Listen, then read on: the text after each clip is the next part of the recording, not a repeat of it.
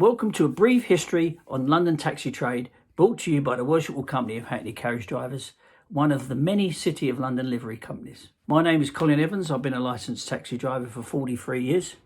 And today I wanted to talk to you about a part of the trade's history that is often overlooked. And I'm talking about the green Cabbie shelters.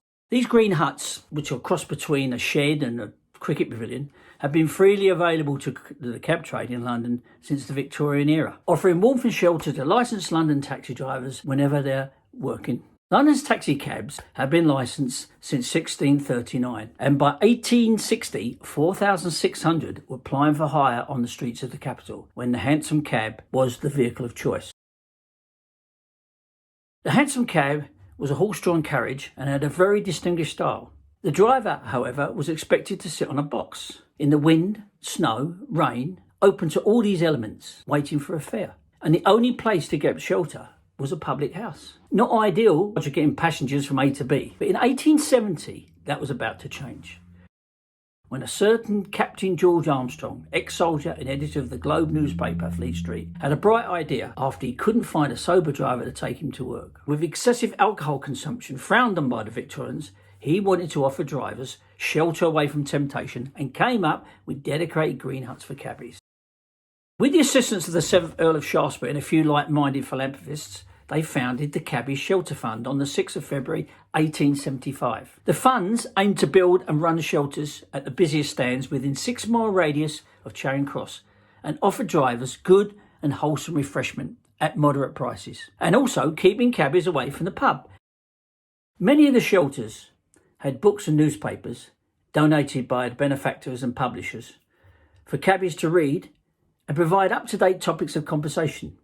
However, gambling, swearing, political discussion was strictly forbidden. The Prince of Wales was later to become King Edward VII, also contributed to the fund. The Duke of Westminster provided the one in Piccadilly, and Mrs. Braithwaite was the private benefactor for one in Hobart Place, Belgravia. A shelter erected in Old Palace Yard, Westminster, was paid for by members of the Houses of Parliament, presumably to ensure the politicians wouldn't have to wait for a cab after they've had a long, hard day debating in the chamber.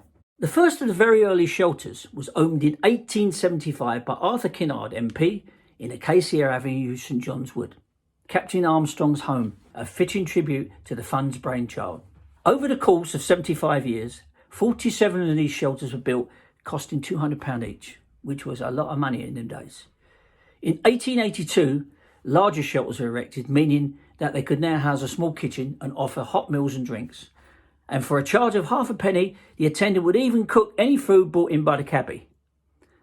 Not sure he'd do that today. As the shelters were on a public highway, the Metropolitan Police made it clear that the huts could be no larger or longer than a horse and carriage. The limited size, however, would give them their characteristic style, and the added railings and a water trough a place to tether their hansom cab horse. Inside they are warm and bright, but only with enough space for 10 or 13 diners to sit comfortably around the edge. They are no Doctor Who TARDIS. You'll also find the proprietor at the end moving gingerly between the cooker and fridge and packed shelves of sliced bread and chutney to feed the hungry drivers.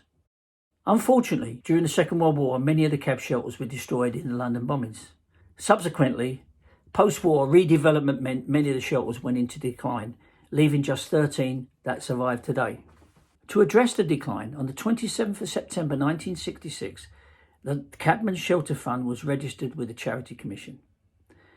And by 2009, the fund was taken over by a group of 4 London taxi drivers, now trustees, who all believe that the historical shelters should be preserved as part of London and the cab trade's history. Today, the shelters have licensed tenants who not only sell hot drinks and snacks, but also pay a contribution through their licence to maintain the shelters. These little green huts have been a backdrop to TV documentaries, to movies, to newsreels, and even Prince Charles popped in for a cup of tea and a chat. These green shelters truly are London's institution. So if you're in the area, do stop by. They're open to the public at the takeaway window, and I'm sure they'd be pleased to see you. Please support our shelters and help us keep these iconic landmarks intact for generations to come.